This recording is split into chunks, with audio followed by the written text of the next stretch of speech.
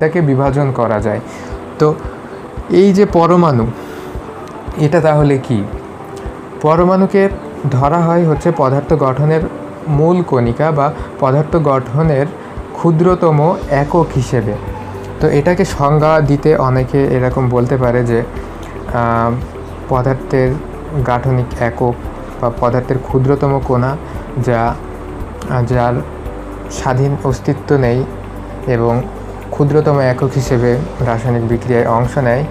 এত কিছু না বলে শুধু পদার্থের মূল কণিকা বা পদার্থের গঠনের একক তাকে পরমাণু বলে। তো এত কিছু না বলে আমরা শুধু এইটুকু বলতে পারি। তো যাই হোক, এখন পরমাণু কি সেটার সংজ্ঞা আমরা জানলাম। কারণ হচ্ছে দেখা যাচ্ছে এত কিছু বলার অনেক সময় অনেক পরমাণু রাসায়নিক বিক্রিয়ায় অংশগ্রহণ করে না, আবার অনেক সময় পরমাণুকে সাধারণভাবে স্বাধীন অস্তিত্বতে দেখা যায়। এজন্য এটা বলা আমার মনে হয় না যে উচিত হবে। তো তারপর পরমাণুর মূল কণিকা কি? পরমাণুর মূল কণিকা হচ্ছে এই পরমাণুর ভিতরে যেই কণিকাগুলো নিয়মিতভাবে উপস্থিত থাকে, পরমাণুর ভিতরে যেই কণিকাগুলোর অবস্থান লক্ষ্য করা যায় বা উপস্থিতি লক্ষ্য করা যায়, সেই কণিকাগুলোই হচ্ছে পরমাণুর মূল কণিকা। তো এই পরমাণুর মূল কণিকা 3 ধরনের আছে। এর স্থায়িত্বের উপর ভিত্তি করে বা এর গুরুত্বের উপর ভিত্তি করে 3 ধরনের মূল কণিকা রয়েছে। একটি হচ্ছে স্থায়ী মূল কণিকা, অস্থায়ী মূল কণিকা এবং কম্পোজিট কণিকা। স্থায়ী মূল কণিকা কি? যেই কণিকাসমূহ পরমাণুর ভিতরে স্থায়ীভাবে অবস্থান করে বা পরমাণুর গঠনের সবথেকে গুরুত্বপূর্ণ যেই কণিকাগুলো, সেগুলো হচ্ছে পরমাণুর স্থায়ী মূল কণিকা, যা স্থায়ীভাবে পরমাণুতে অবস্থান করে। যেমন এই পরমাণুর স্থায়ী মূল কণিকা হচ্ছে 3 ধরনের: ইলেকট্রন, প্রোটন এবং নিউট্রন। তোমরা সবাই জানো সকল পরমাণুতেই ইলেকট্রন, প্রোটন এবং নিউট্রন রয়েছে, কিন্তু হাইড্রোজেনে ইলেকট্রন এবং প্রোটন রয়েছে কিন্তু নিউট্রন নেই। এটা মাথায় রাখতে হবে। সকল পরমাণুতে ইলেকট্রন, প্রোটন এবং নিউট্রন স্থায়ী মূল কণিকা হিসেবে বিদ্যমান থাকলেও হাইড্রোজেনে কিন্তু নিউট্রন নাই। আবার হাইড্রোজেনের অন্যান্য যে সকল আইসোটোপ, সেখানে নিউট্রন আছে। তো যাই হোক, এটা পরের আলোচনার বিষয়। এখন হচ্ছে অস্থায়ী মূল কণিকাগুলো কী কী এবং কম্পোজিট মূল কণিকাগুলো কী কী।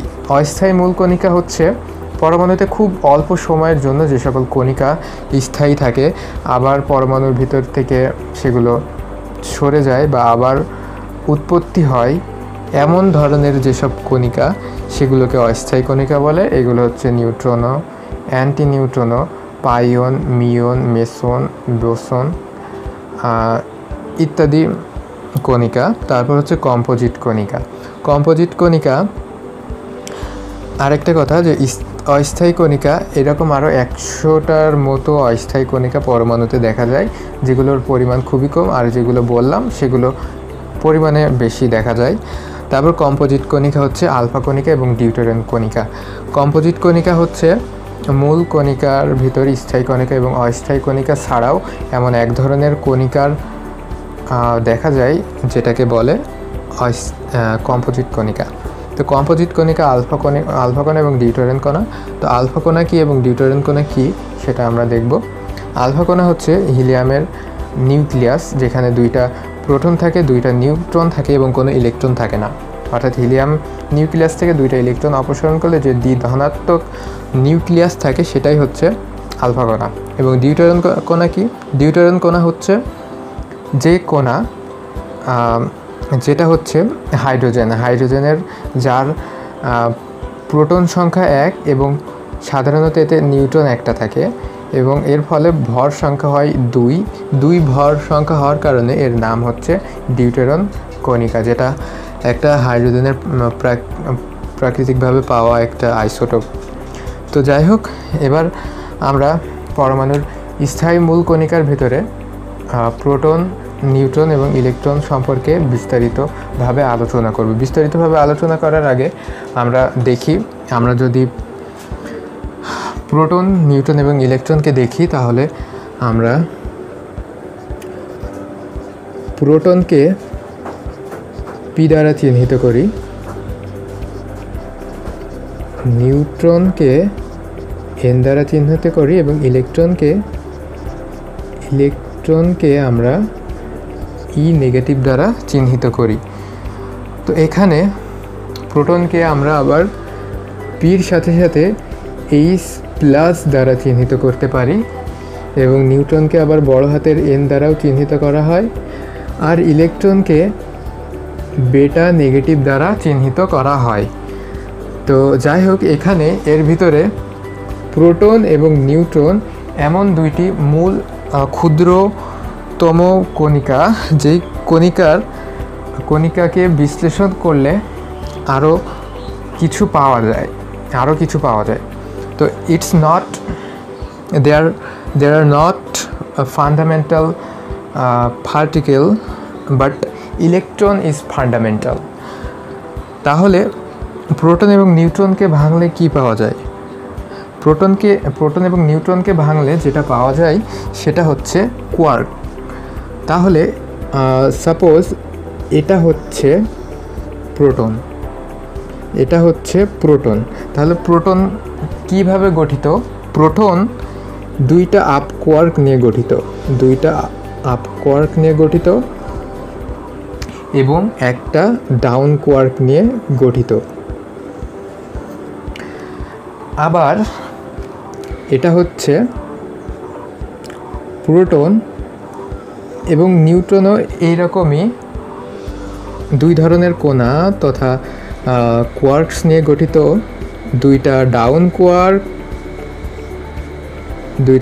কোয়ার্ক এবং একটা আপ কোয়ার্ক। এটা হচ্ছে নিউট্রন।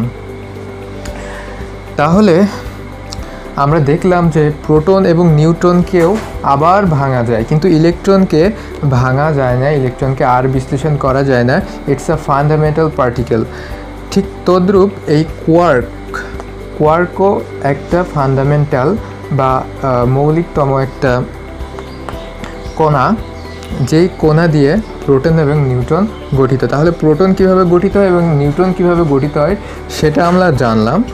এখন এই যে কোয়ার্ক বা ফান্ডামেন্টাল যে পার্টিকেল, সেখানে এই আপ কোয়ার্ক এবং ডাউন কোয়ার্কের চার্জ কি? আপ কোয়ার্কের চার্জ হচ্ছে